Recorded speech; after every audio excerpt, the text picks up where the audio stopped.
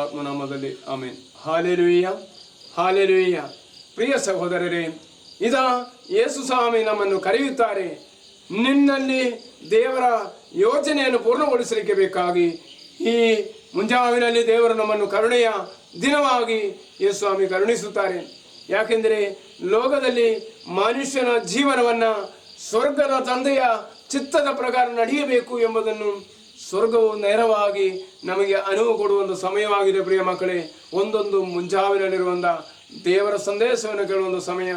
ಅದಕ್ಕಾಗಿ ನಮ್ಮ ಜೀವನದಲ್ಲಿ ಸೋತೋಗಿದೆ ಎಂಬುದನ್ನು ಅರಿಯುವಾಗಲೂ ದೇವರು ಜೀವಂತವಾಗಿ ನಮ್ಮೊಂದಿಗೆ ಇದ್ದಾರೆ ಎಂಬ ಅರಿವು ನಮ್ಮಲ್ಲಿರಬೇಕು. ಅದಕ್ಕಾಗಿ ಯೆರೆಮೀಯ ಪ್ರವಾದಿ ಈ ದೇವರಲ್ಲಿ ಹೇಳುತ್ತಾರೆ, ಅಯ್ಯೋ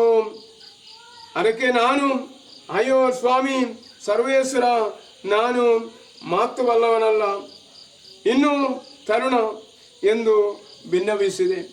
ಪ್ರಿಯರೇ, ಜೆರೆಮೀಯನು ಈ ಲೋಕಕ್ಕೆ ಕೊಟ್ಟಂಥ ಮಾತುಗಳಾಗಿದೆ.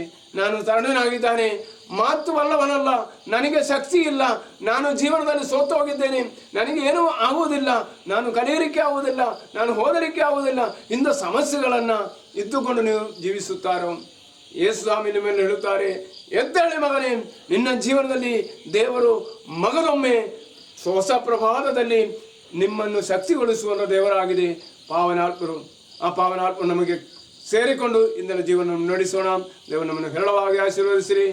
ಪಿತನ, ಸುತನ ಮತ್ತು ಪುತ್ರಾತ್ಮ ನಾಮದಲ್ಲಿ ಆಮೆನ್.